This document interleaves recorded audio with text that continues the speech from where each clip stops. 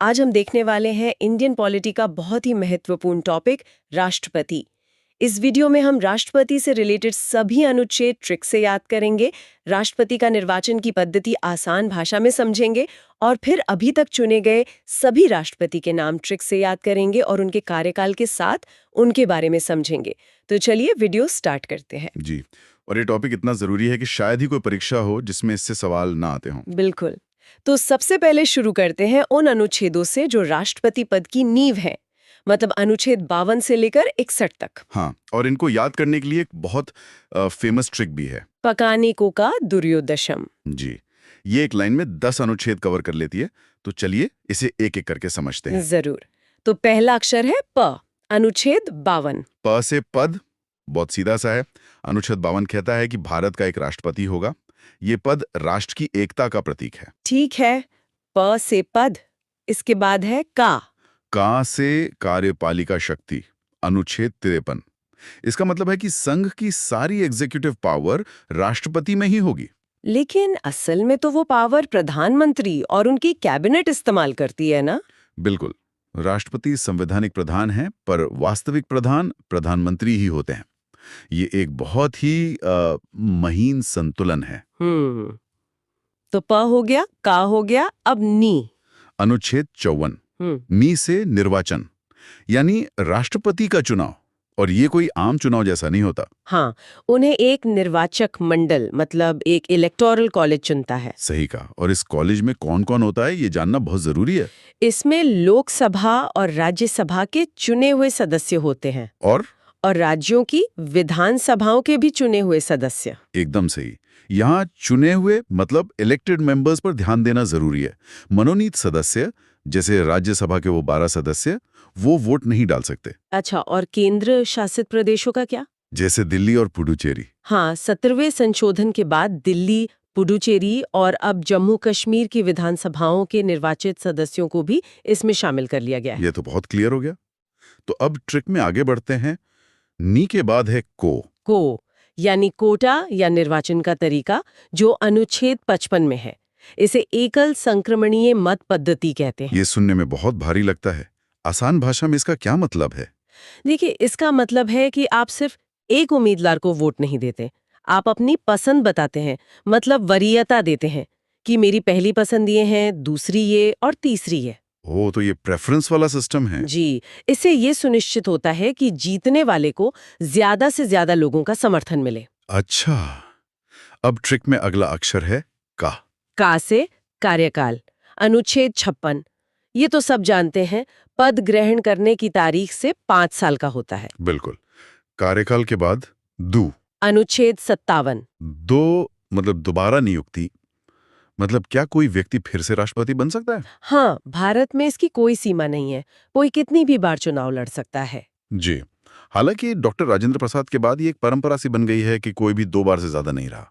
सही बात है। के बाद है यो से योग्यता, अनुच्छेद 58। सीधी सी योग्यताएं हैं, भारत का नागरिक हो, 35 साल की उम्र पूरी कर चुका हो और लोकसभा का सदस्य बनने के योग्य हो, और किसी लाभ के पद पर ना हो। बिल्कुल। ठीक है, तो यो के बाद अनुच्छेद 59। से दशाएं या शर्तें, जैसे 15,000 रुपए की जमानत राशि जमा करनी होती है और वो पागल या दिवालिया घोषित ना हो। और अब आखिरी दो, श और म। श से शपथ यानी ओथ, अनुच्छेद 60 के तहत। और राष्ट्रपति को शपथ कौन दिलाता है? भारत के मुख्य न्यायाधीश। सही। और अगर वो ना हो तो सुप्रीम कोर्ट के जो सबसे वरिष्ठ न्यायाधीश होंगे वो दिलाएंगे। बहुत बढ़िया। और अब सबसे आखिरी और सबसे महत्वपूर्ण अक्षर महाभियोग, इम्पीचमेंट, अनुच्छेद 61। जी, अगर राष्ट्रपति संविधान का उल्लंघन करते हैं तो उन्हें इस प्रक्रिया से हटाया जा सकता है और ये प्रस्ताव संसद की किसी भी सदन में लाया जा सकता है। भारत का सबसे शक्तिशाली व्यक्ति कौन है? अगर ये सवाल किसी से भी पूछा जाए तो शायद जवाब मिलेगा प्रधानमंत्री। हाँ, ज्यादातर लोग यही कहेंगे। लेकिन देश का जो सबसे ऊंचा पद है, प्रथम नागरिक का दर्जा, वो तो राष्ट्रपति का है। तो ये क्या पहेली है? क्या राष्ट्रपति का पद सिर्फ एक औपचारिक पद है, एक रबर स्टैंप? ये सवाल बहुत दिलचस्प है, क्योंकि इसका जवाब हाँ भी है और नहीं भी। देखिए, हमारे संविधान निर्माताओं ने एक बहुत ही सोचा समझा संतुलन बनाया था। संतुलन किस तरह का? उन्होंने ये व्यवस्था सीधे सीधे ब्रिटिश वेस्टमिंस्टर मॉडल से अपनाई।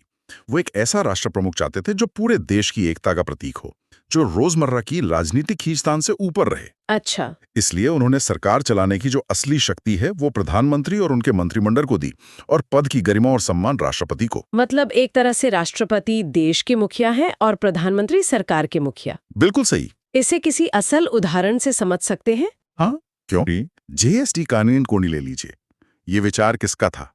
प्रधानमंत्री और उनकी सरकार का। हाँ। बिल को तैयार करना, उसे संसद में पेश करना, उस पर बहस करवाना, ये सब काम सरकार ने किया। संसद के दोनों सदनों ने उसे पास भी कर दिया, लेकिन तब भी वो सिर्फ एक विधेयक था, एक प्रस्ताव। कानून नहीं बना था। नहीं, वो देश का कानून तब बना जब उस पर राष्ट्रपति ने अपने हस्ताक्षर किए। वो अंतिम संवैधानिक मुहर है, जिसके बिना सरकार का कोई भी बड़ा फैसला कानून नहीं बन सकता। वाह!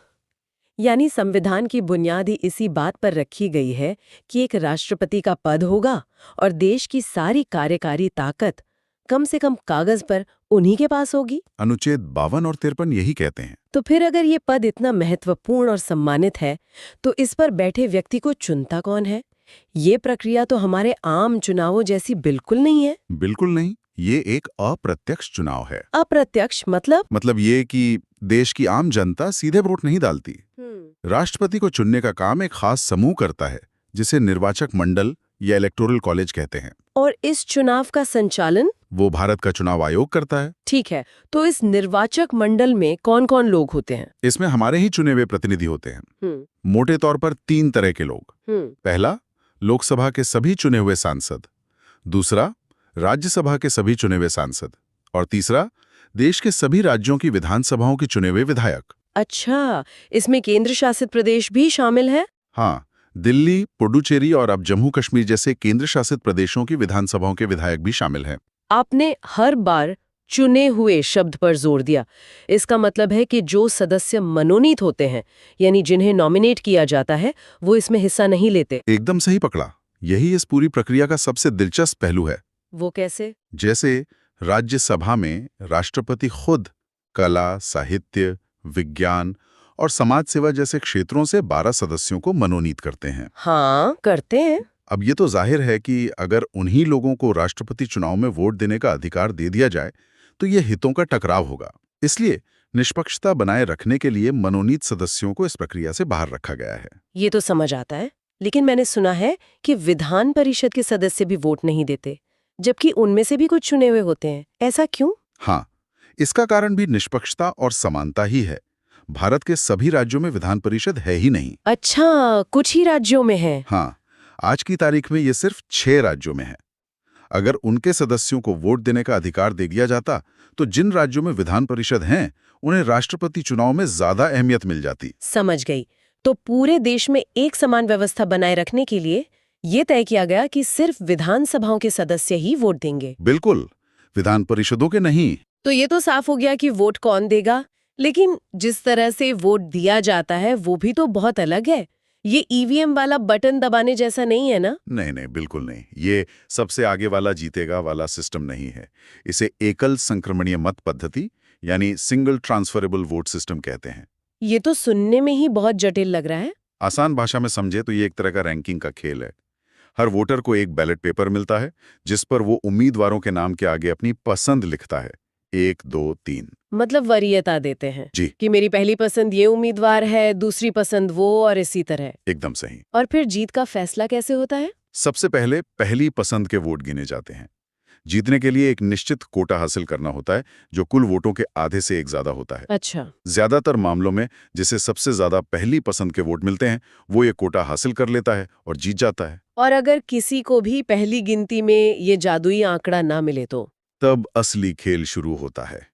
जिस उम्मीदवार को सबसे कम पहली पसंद के वोट मिले होते हैं, उसे मुकाबले से बाहर कर दिया जाता है। उसके वोट बेकार हो जाते हैं? नहीं, यही तो इसकी खासियत है। उसके वोट बेकार नहीं जाते। उसके बैलेट पेपर्स को देखा जाता है कि उन वोटरों की दूसरी पसंद कौन था।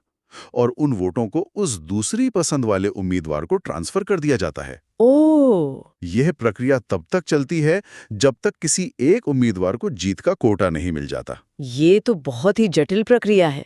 क्या कभी ऐसी नौबत आई है कि दूसरे दौर की गिनती करनी पड़ी हो? हाँ, भारतीय इतिहास में एक बार इस सिस्टम ने पूरा ड्रामा ही खड़ा कर दिया था। कब? 1969 में वीवी गिरी के चुनाव के समय।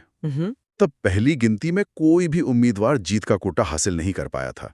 फिर दूसरे दौर की गिनती हुई और बहुत ही करीबी मुकाबले में वी गिरी राष्ट्रपति चुने गए। सच में? वो भारतीय लोकतंत्र का एक बहुत ही नाटकीय क्षण रहा होगा। निश्चित रूप से। तो एक बार जब कोई इस जटिल प्रक्रिया से राष्ट्रपति बन जाता है, तो वो कितने समय तक इस पद पर रहते हैं? राष्ट्रपति का कार्यकाल पद ग्रहण करने की तारीख से 5 साल का होता है। और क्या कोई दोबारा भी चुना जा सकता है? हाँ, संविधान के अनुसार कोई भी व्यक्ति कितनी भी बार राष्ट्रपति बन सकता है, इस पर कोई रोक नहीं है।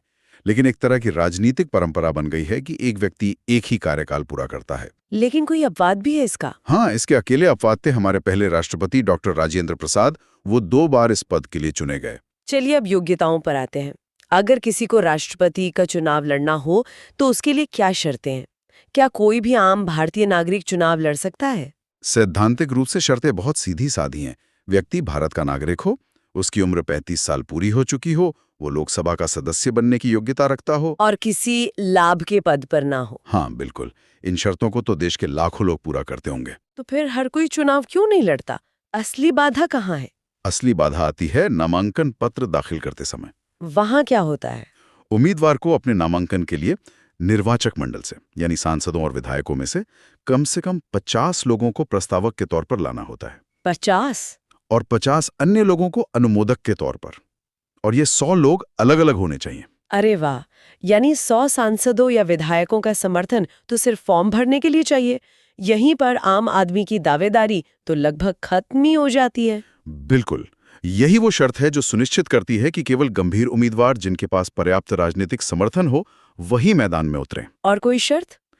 इसके अलावा 15,000 रुपए की एक जमानत राशि भी जमा करनी होती है। ठीक है, तो चुनाव हो गया, राष्ट्रपति चुन लिए गए, अब पद संभालने की बारी आती है, यानी शपथ ग्रहण की।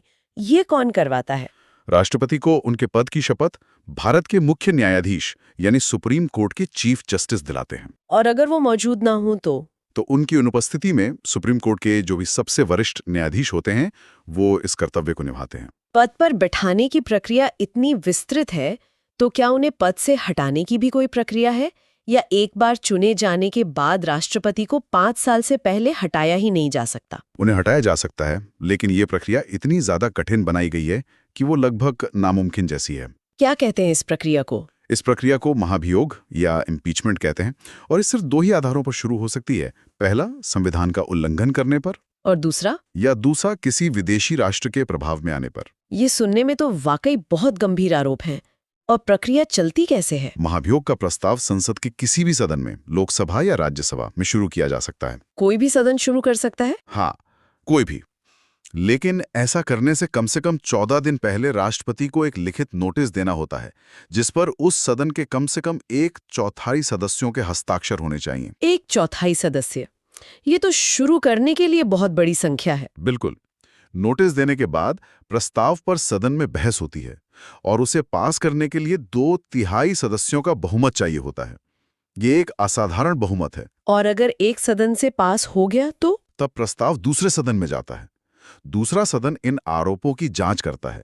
राष्ट्रपति को भी अपना पक्ष रखने का पूरा मौका मिलता है। और फिर? और अगर दूसरा सदन भी उस प्रस्ताव को 2/3 बहुमत से पास कर दे तो उसी पल राष्ट्रपति को अपना पद छोड़ना पड़ता है। यह सुनने में तो लगभग नामुमकिन लगता है। 2/3 बहुमत दोनों सदनों में। क्या भारत में कभी ऐसा हुआ है? नहीं, आज तक भारत के किसी भी राष्ट्रपति पर महाभियोग की प्रक्रिया पूरी नहीं हुई है। तो शायद यही हमारे संविधान निर्माताओं का उद्देश्य था। हाँ बिल्कुल, वो चाहते थे कि देश का सर्वोच्च पद राजनीतिक बदले की भावना या छोटे मोटे मतभेदों से पूरी तरह सुरक्षित रहे। उसे केवल संविधान के सबसे गंभीर उल्लंघन की स्थिति में ही चुनौती दी जा सके। तो अब आते हैं उस सवाल पे जिससे हमने शुरुआत की थी, राष्ट्रपति की शक्तियां। वो आखिर करते क्या हैं, उनके अधिकार क्या हैं? उनके अधिकार बहुत व्यापक हैं। शुरुआत करते हैं नियुक्ति संबंधी अधिकारों से। देश के लगभग सभी बड़े पदों पर नियुक्ति राष्ट्रपति ही करते हैं। जैसे कि प्रधानमंत्री की नियुक्ति, फिर प्रधानमंत्री की सलाह पर बाकी सभी मंत्रियों की नियुक्ति, सुप्रीम कोर्ट और हाई कोर्ट के सभी जजों की नियुक्ति, सभी राज्यों के राज्यपालों की नियुक्ति, कंट्रोलर एंड ऑडिटर जनरल यानी CAG, चुनाव आयुक्तों, ये लिस्ट बहुत लंबी है। और कानूनी मामलों में उनकी क्या भूमिका है? जैसा हमने पहले GST के उदाहरण में देखा, संसद से पास हुआ कोई भी बिल उनकी सहमति के बिना कानून नहीं बन सकता। अगर किसी बिल पर लोकसभा और राज्यसभा में सहमति नहीं बन पा रही हो तो वो संसद का संयुक्त अधिवेशन बुला सकते हैं और प्रधानमंत्री की सलाह पर वो लोकसभा को समय से पहले भंग भी कर सकते हैं। कुछ बिल तो ऐसे भी होते हैं जिन्हें पेश करने से पहले उनकी अनुमति चाहिए होती है। हाँ, बिल्कुल। कुछ खास बिल जैसे किसी नए राज्य का निर्माण या धन विधेयक तो संसद में पेश ही राष्ट्रपति की पूर्व अनुमति से किए जाते हैं। सेनाओं के भी तो वो प्रमुख होते हैं ना? हाँ, राष्ट्रपति भारत की तीनों सेनाओं, थल सेना, वायुसेना और नौसेना के सर्वोच्च सेनापति यानी सुप्रीम कमांडर होते हैं। इसका मतलब क्या हुआ? मतलब किसी देश के साथ युद्ध की घोषणा करना हो या शांति स्थापित करनी हो, ये सब औपचारिक रूप से राष्ट्रपति के नाम से ही होता है। इसी तरह सभी अंतर्राष्ट्रीय संधियां और समझौते भी राष्ट्रपति के नाम पर ही किए जाते हैं। मैंने सुना है कि उनके पास किसी अपराधी की सजा माफ करने की भी एक बहुत बड़ी शक्ति होती है, यहाँ तक कि फांसी की सजा भी। ये उनकी सबसे महत्वपूर्ण न्यायिक शक्तियों में से एक है, जिसे क्षमादान की शक्ति कहते हैं। संविधान का अनुच्छेद 72 उन्हें यह अधिकार देता है। तो वो क्या क्या कर सकते हैं इस शक्ति के तहत? वो किसी भी अपराधी की सजा को पूरी तरह माफ कर सकते हैं, उसे कम कर सकते हैं या उसकी प्रकृति बदल सकते हैं। इसमें मौत की सजा भी शामिल है। ये एक तरह से न्याय व्यवस्था पर एक अंतिम मानवीय जांच की तरह है। और इन सब के अलावा वो आपातकालीन शक्तियां भी हैं जिनके बारे में हम अक्सर सुनते हैं। हाँ, संविधान राष्ट्रपति को 3 तरह के आपातकाल की घोषणा करने का अधिकार देता है। कौन कौन से है वो? पहला है राष्ट्रीय आपातकाल, जो युद्ध या सशस्त्र विद्रोह की स्थिति में लगाया जाता है।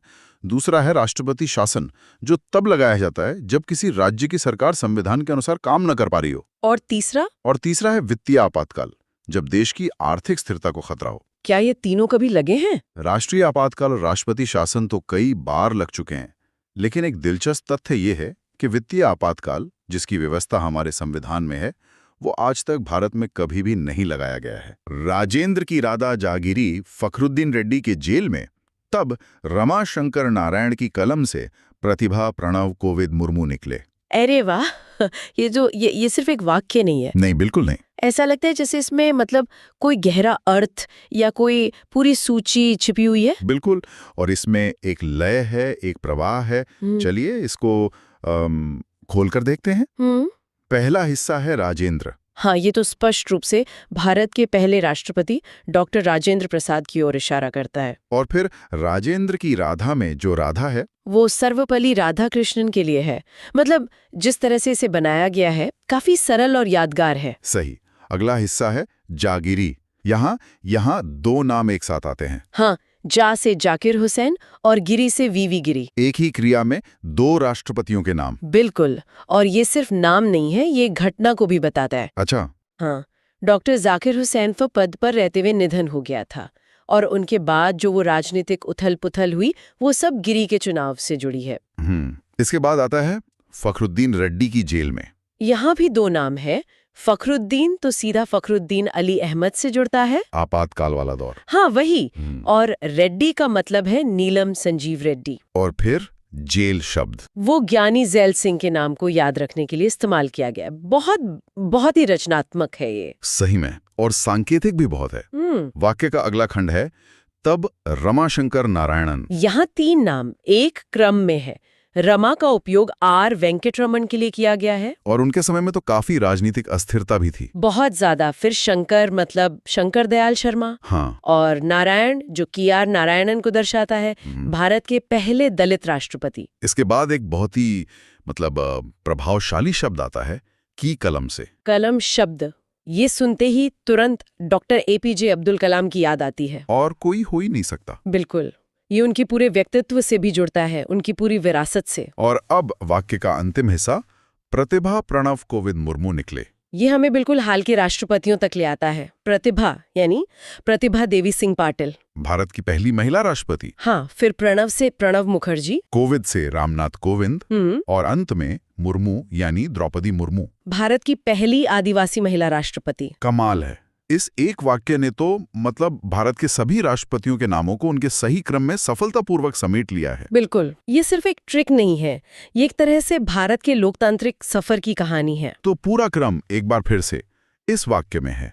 राजेंद्र की राधा जागिरी फखरुद्दीन रेड्डी की जेल में, तब रमाशंकर नारायण की कलम से प्रतिभा प्रणव कोविद मुर्मू निकले। इंद्र प्रसाद, सर्वपल्ली राधाकृष्णन, जाकिर हुसैन, वीवी गिरी, फखरुद्दीन अली अहमद, नीलम Sanjiva Reddy, Giani Zail Singh, R Venkataraman, Shankar Dayal Sharma, K R. Narayanan, APJ Abdul Kalam, Pratibha Devi Singh Patil, Pranab Mukherjee, Ramnath Kovind, Droupadi Murmu. Bharat के अभी तक चुने गए राष्ट्रपतियों को उनके कार्यकाल के साथ देखेंगे और उनसे जुड़े कुछ दिलचस्प तथ्य भी जानेंगे। तो चलिए शुरुआत करते हैं भारत के पहले राष्ट्रपति डॉक्टर राजेंद्र प्रसाद से। उनका कार्यकाल 26 जनवरी 1950 से लेकर 13 मई 1962 तक रहा। ये तो सबसे लंबा कार्यकाल है, 12 साल से भी ज्यादा। बिल्कुल। और एक दिलचस्प बात यह है कि वो अकेले ऐसे राष्ट्रपति हैं जो 2 बार चुने गए। अच्छा। और राष्ट्रपति बनने से पहले वो संविधान सभा के अध्यक्ष भी थे। हाँ, ये बहुत महत्वपूर्ण है। जी। उन्हें 1962 में भारत रत्न से भी सम्मानित किया गया था। उनके बाद आए दूसरे राष्ट्रपति सर्वपल्ली राधाकृष्णन। उनका कार्यकाल 13 मई 1962 से 13 मई 1967 तक, मतलब पूरे 5 साल का था। हाँ। और उनका जन्मदिन 5 सितंबर हम सब शिक्षक दिवस के रूप में मनाते हैं। यहाँ ये जानना भी जरूरी है कि उन्हें 1954 में ही भारत रत्न मिल गया था। राष्ट्रपति बनने से पहले? जी हाँ, असल में भारत रत्न की शुरुआत ही 1954 में हुई थी और वो इससे पाने वाले पहले कुछ लोगों में से एक थे। अब बात करते हैं भारत के तीसरे राष्ट्रपति डॉक्टर जाकिर हुसैन की। वो भारत के पहले मुस्लिम राष्ट्रपति थे, लेकिन उनका कार्यकाल पूरा नहीं हो पाया। हाँ, पद पर रहते हुए ही उनका निधन हो गया था। तो उनके निधन के बाद क्या हुआ? पहली बार ऐसी स्थिति बनी थी। बिल्कुल, और यहीं पर पहली बार कार्यवाहक राष्ट्रपति की जरूरत पड़ी। तब वीवी गिरी ने 3 मई 1969 से कार्यवाहक राष्ट्रपति का पद संभाला था। और फिर इसके बाद भारत के चौथे राष्ट्रपति भी वीवी गिरी ही बने। जी। उनका कार्यकाल 24 अगस्त 1969 से 24 अगस्त 1974 तक रहा, और वो अकेले ऐसे व्यक्ति हैं जो स्वतंत्र उम्मीदवार के रूप में राष्ट्रपति चुने गए। हाँ, ये एक बहुत ही रोचक प्रक्रियात्मक पहलू है। जब वीवी गिरी ने राष्ट्रपति चुनाव लड़ने के लिए कार्यवाहक राष्ट्रपति पद से भी इस्तीफा दिया। अच्छा, तो फिर पद खाली हो गया? हाँ, कुछ समय के लिए, और उस छोटी सी अवधि के लिए भारत के तत्कालीन मुख्य न्यायाधीश मोहम्मद हिदायतुल्लाह कार्यवाहक राष्ट्रपति बने। ये हमारे संविधान की एक खूबसूरती है। कमाल है। और वीवी गिरी को 1975 में भारत रत्न से सम्मानित किया गया। 5वें राष्ट्रपति थे फखरुद्दीन अली अहमद। उनका कार्यकाल 24 अगस्त 1974 से 11 फरवरी 1977 तक चला। और दुर्भाग्य से वो दूसरे राष्ट्रपति थे जिनका निधन पद पर रहते हुए हुआ। मतलब फिर से कार्यवाहक राष्ट्रपति की जरूरत पड़ी होगी। जी बिल्कुल। उनकी मृत्यु के बाद बीडी जत्ती ने 11 फरवरी 1977 से 25 जुलाई 1977 तक ये जिम्मेदारी संभाली। इसके बाद आते हैं भारत की छठे राष्ट्रपति नीलम संजीव रेड्डी, जो अब तक के सबसे युवा राष्ट्रपति माने जाते हैं। हाँ, उनका कार्यकाल 25 जुलाई 1977 से 25 जुलाई 1982 तक था। और उनके बारे में कुछ खास? वो राष्ट्रपति बनने से पहले आंध्र प्रदेश के मुख्यमंत्री थे। और एक और अनोखी बात ये है कि वो लोकसभा अध्यक्ष के पद से सीधे राष्ट्रपति चुने गए थे। सीधे लोकसभा अध्यक्ष से राष्ट्रपति? ये तो वाकई अलग है। जी। 7वें राष्ट्रपति थे ज्ञानी जैल सिंह। कार्यकाल 25 जुलाई 1982 से 25 जुलाई 1987 तक। इनका नाम आते ही पॉकेट वीटो का जिक्र होता है। बिल्कुल। उन्होंने पॉकेट वीटो का इस्तेमाल पोस्ट ऑफिस बिल पर किया था। क्या था ये बिल? उनका मानना था कि ये बिल निजता के अधिकार का उल्लंघन करता है, क्योंकि ये सरकार को किसी की भी डाक खोलकर पढ़ने की शक्ति देता। अरे बाप रे। तो उन्होंने उस पर कोई एक्शन ही नहीं लिया, ना हाँ कहा न ना, और वो बिल कभी कानून नहीं बन पाया। अच्छा। उनके ही कार्यकाल में ऑपरेशन ब्लू स्टार और 1984 के सिख विरोधी दंगे जैसी बहुत महत्वपूर्ण घटनाएं भी हुई। बहुत चुनौतीपूर्ण समय रहा होगा। बहुत ज्यादा। 8वें राष्ट्रपति बने रामास्वामी वेंकटरमण। उनका 5 साल का कार्यकाल 25 जुलाई 1987 से शुरू हुआ। जी, और वे राष्ट्रपति बनने से पहले भारत के उपराष्ट्रपति भी थे। उन्हें सोवियत संघ द्वारा एक भूमि पुरस्कार से भी सम्मानित किया गया था। इसके बाद 9वें राष्ट्रपति डॉक्टर शंकर दयाल शर्मा, कार्यकाल 25 जुलाई 1992 से 25 जुलाई 1997 तक। वे भी राष्ट्रपति बनने से पहले भारत के उपराष्ट्रपति थे और इसके अलावा वे भोपाल के मुख्यमंत्री भी रह चुके थे। काफी लंबा राजनीतिक अनुभव था उनका। जी बिल्कुल। फिर आते हैं भारत के 10वें राष्ट्रपति के.आर. नारायणन। उनका कार्यकाल 25 जुलाई 1997 से 25 जुलाई 2002 तक था। यहाँ एक बहुत ही महत्वपूर्ण बात है। क्या? कि वे भारत के पहले दलित राष्ट्रपति थे। हाँ। ये सामाजिक प्रतिनिधित्व की दृष्टि से एक मील का पत्थर था। बिल्कुल सही कहा। अब हम उस दौर में आ रहे हैं जो हम में से ज्यादातर लोगों को याद होगा। 11वें राष्ट्रपति doctor APJ. Abdul Kalam, missile man of India. हाँ, उनका कार्यकाल 25 जुलाई 2002 से 25 जुलाई 2007 तक रहा। वे राष्ट्रपति बनने वाले पहले वैज्ञानिक थे। उनके ही निर्देशन में रोहिणी 1 उपग्रह और पृथ्वी जैसी मिसाइलों का सफलतापूर्वक प्रक्षेपण किया गया था। उन्हें जनता का राष्ट्रपति भी कहा जाता था। बिल्कुल। 12वीं राष्ट्रपति बनी प्रतिभा देवी सिंह पाटिल, जो भारत की पहली महिला राष्ट्रपति हैं। जी। उनका कार्यकाल 25 जुलाई 2007 से 25 जुलाई 2012 तक था। और उनका राजनीतिक सफर कैसा रहा? राष्ट्रपति बनने से पहले वे राजस्थान की राज्यपाल थीं और 5 बार महाराष्ट्र विधानसभा की सदस्य भी रह चुकी थी। मतलब काफी अनुभव था उन्हें भी। जी हाँ। और भारत के 13वें राष्ट्रपति थे प्रणब मुखर्जी।